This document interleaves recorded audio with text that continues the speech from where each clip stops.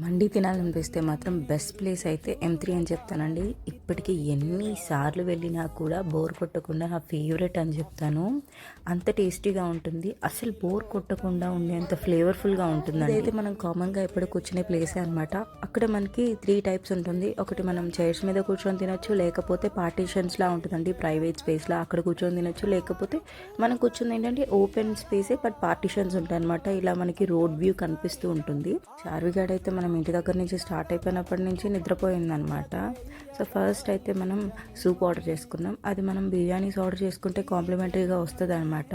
So కావాలంటే ఇస్తారు. నాకు ఇది ఫేవరెట్. మేము వెళ్ళినప్పుడల్లా ఖచ్చితంగా తాగుతాము.